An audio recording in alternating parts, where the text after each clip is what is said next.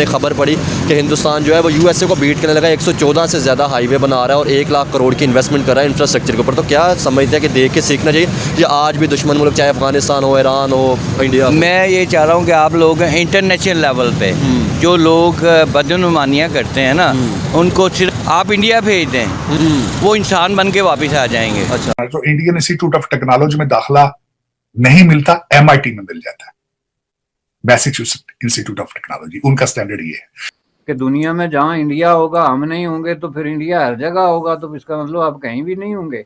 आपके मौलवी साहब भी खुश हैं, अभी पीछे मुफ्ती साहब की मूवीज चल रही हैं उसमें कि वो वहाँ पे पब में बैठे हुए हैं, प्रोस्टिट्यूट उनके साथ बैठी हुई है, नाम का मुफ्ती है वो। मेन चीज़ है यही मुफ्ती है जो कहते हैं कि कोई ऐसा केस हो जाता है इसका सर दर्द से उतार दो। यही है आपको, वो जो है ना मेन चीज़ है कि आपको अपने मेंटालिटी चेंज करनी है लोगों की।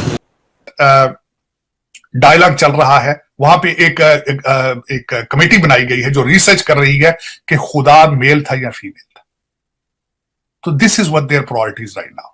ठीक है। प्राइम मिनिस्टर मोदी जो है वो step by step Muslim world के करीब, कोई पाकिस्तान को टाइम देती ही नहीं है, जल्दी अपॉइंटमेंट ही नहीं देती, वीज़ा रेशो कम हो गया। इंडिया में एक दिन में मिल जाती है अपॉइंटमेंट, पाकिस्तान में साल लगता है। ये देख लो खुद ही, ये कहीं भी कोई है मेरिट नहीं है पाकिस्तान में। अच्छी हैवी कंट्री कभी भी पाकिस्तान को वीज़ा ही नहीं देगी। हाँ बिल्कुल नहीं दे रही। पहले तो नाम पाकिस्तान का बदनाम था, और जिस दौर में वो IT के कॉलेज और यूनिवर्सिटीज़ वगैरह बना रहे थे, हम यहाँ पे मदरसे बना रहे थे, और वो आज वही डिफरेंस हमारे दरमियान में आ गया। हम $1 अरब के लिए मिन्नतें कर रहे हैं, और उनकी इंडियन इकॉनमी जो है वो $500 अरब से ज़्यादा है। पाकिस्तान में तो स्टूडेंट्स जो हैं या जो भी लोग हैं जो आगे बढ़ना चाहते हैं, वो मुल्क के लिए कुछ नहीं करना चाहते, क्योंकि मुल्क ने उन्हें दिया कुछ नहीं है।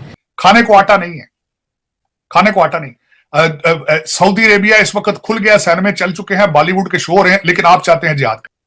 अब चाइना को डिफीट करने में अमेरिका कामयाब हो ना हो, लेकिन भारत अपनी इस चीज में कामयाब ये होगा कि उनकी इकॉनमी इंप्रूव। दोस्तों, नितिन गडकरी जी ने एक बात बोल दी है कि भारत बहुत जल्दी जो हमारा जो रोड नेटवर्क है उसके अंदर हम अमेरिका को पीछे छोड़ देंगे। दोस्तों, आप ये देखिएगा कि एजुकेशन में हमारे बच्चे आज पूरी दुनिया में सबसे आगे अमेरिका को पीछे छोड़ चुके हैं।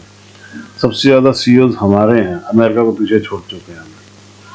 और कितनी ही ऐसी चीज़ें हैं जिसके अंदर हम धीरे धीरे पूरी दुनिया को पीछे छोड़ता जा रहे हैं, अमेरिका को पीछे छोड़ता जा रहे हैं। दोस्तों, असल बात ये है कि हमारे यहाँ पे जो लोगों ने राज किया था ना, उन्होंने हमें दबाया हुआ था, और जब वो ना दबाया होता ना तो हम अमेरिका को खुद का पीछे छोड़ देते हैं। लेकिन दोस्तों, वो दिन दूर नहीं है। आप देख लीजिएगा, हम 2047 से पहले अमेरिका को बहुत पीछे छोड़ देंगे और चीन को भी छोड़ देंगे। भारत का विश्व गुरु बनना तय है, इसे दुनिया की कोई ताकत नहीं रोक सकती। ये नियति है दोस्तों, ये प्रभु श्री राम का आशीर्वाद है हमारे ऊपर, हम इसे नहीं कोई बदल सकता। आने वाले दिनों के अंदर भारत सुपर पावर बनेगा और दुनिया देखती रह जाएगी। आप कमेंट्स करके बताइएगा आपकी इस बारे में क्या राय है। वीडियो को लाइक और चैनल सब्सक्राइब जरूर कर लीजिएगा दोस्तों।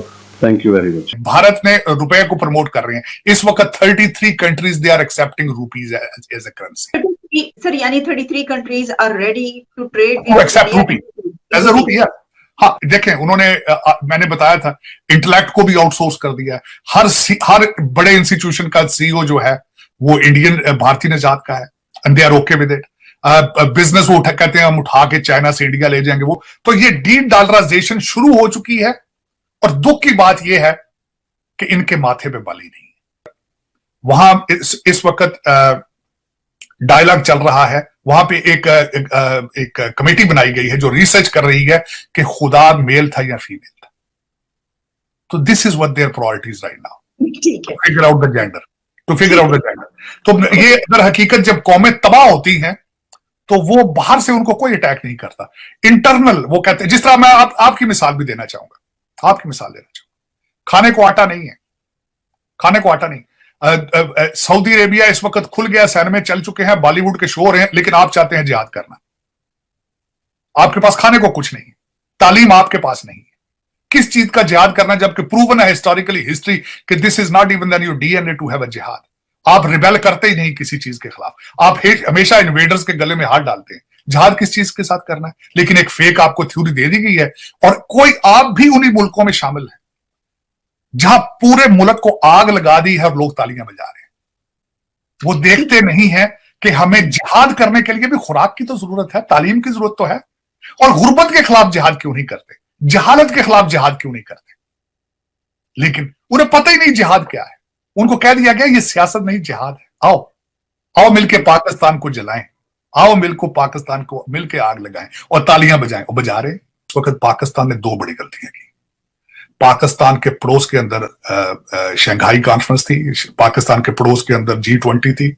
मैं आज यकीन करें, मैं अप्रिशिएट करूंगा भारत को कि उन्होंने फिर फराख दिली का मुजाहरा किया, पाकिस्तान को इनवाइट किया। पाकिस्तान की तरफ से सबसे बड़ा फॉरेन पॉलिसी का ब्लंडर था ना पार्टिसिपेट करके। इन्होंने उसको वेलकम नहीं किया, इन्होंने उसमें पार्टिसिपेट नहीं किया, ज्यादती की। मैं ये समझता हूं कि इस दौर के अंदर आपको हर चीज टेबल पे करनी चाहिए। और आप जब आप अफोर्ड ना कर पा रहे हो कि किसी भी मेरा मकसद है ये जो अल्ले तल्ले पिछले 76 साल हम करते रहे हैं, दुनिया की सबसे बड़ी फौज, दुनिया का सबसे बड़ा ये, दुनिया का सब, वो यार है खुदा का नाम है, को कौम का सोचो, पाकिस्तान का सोचो, इनको वेलकम करना चाहिए था वहां जाना। दूसरा सबसे बड़ा ब्लंडर इन्होंने किया ये अमेरिका की डेमोक्रेट कॉन्फ्रेंस में ना आने। अब मैं बताना चाहूंगा कि उसका यूएस इंडिया रिलेशनशिप क्या है। आज मैं ये भी बताना चाहूंगा। देखिए, पहले भारत की तरक्की का सबसे बड़ा सीक्रेट उनके एजुकेशनल इंस्टीट्यूशंस है। यहां पे जो सीईओ और यहां पे जो इंडियन डायस्पोरा है, उसके डायस्पोरे में, हमारे डायस्पोरे में सिर्फ तालीम और क्लास का फर्क है। हमारी एजुकेशन की क्वालिटी वैसी नहीं है। जब हमारे आप इस वक्त आपकी ख्वाहिश क्या है मीरुल मोमिनीन की कि उर्दू में एमबीबीएस कराया जाए, उर्दू में अंदर ही सारा कुछ हो, उर्दू प्रमोट करें। जिहाद के लिए तो उर्दू ही होती है ना। तो मैं ये लोगों को पुल किस तरह बनाएंगे उर्दू में? लोगों की सर्जरियां डॉक्टर उर्दू पढ़ के किस तरह करेंगे? ये देखें। अच्छा, फिर वही डॉक्टर जब लंदन में आ जाता है या आ जाता है वॉशिंगटन डीसी में, अमेरिका में, तो ये फिर उसकी डिग्री को कहते हैं यार ये क्या लेके आ गए हो यार तुम दोस्त सिद्ध। मैंने एक एमबीए लड़का कामसैड यूनिवर्सिटी का, सॉरी मैंने उसका नाम ले दिया, गलती की, एक एमबीए लड़का हायर किया था और पहले दिन उसको मैंने कहा ये जाओ ये लेटर लिख के लाओ। यकीन करें वो 2 लफ्ज नहीं लिख सका इंग्लिश के, 2 सेंटेंसेस नहीं लिख सका था। एमबीए की डिग्री थी उसके पास पाकिस्तान से, 2 फिक्रे से एक लेटर नहीं लिख सका बंदा। अच्छा, फिर मैं आगे चलना चाहता हूं कि जब डिग्रियां लेकर उनके आईआईटी से, यहां पे जो मैंने आपको एक और बात बताना है, जो इंडियन इंस्टीट्यूट ऑफ टेक्नोलॉजी में दाखिला नहीं मिलता, एमआईटी में मिल जाता है, मैसेच्यूसेट्स इंस्टीट्यूट ऑफ टेक्नोलॉजी। उनका स्टैंडर्ड ये है। Majority of the CEOs, majority of their high performing Indian diaspora is graduated from there. ठीक, जब वो यहां लेकर आए, एक्सट्रीम पे चले गए, हम डंकियां लगा के आए हैं, हम फिर वही डंकियां ही लगा के यहां डंकियां ही फिर रहे, हमारी जिंदगी डंकी बन गई। तो वो जब उनके साथ हम कंपीट नहीं कर सके, तो वो उन्होंने जब यहां पे सीईओ बने। आज पॉइंट ये है कि अमेरिका चाइना की नफरत में चाइना से बिजनेस निकाल के लेके जा रहा है भारत, और उसकी सोर्स, उसको सपोर्ट कौन कर रहा है? वही सीईओ और वही इंडियन डायस्पोरा यहां पे वॉशिंगटन डीसी में इस चीज को सपोर्ट कर रहा है।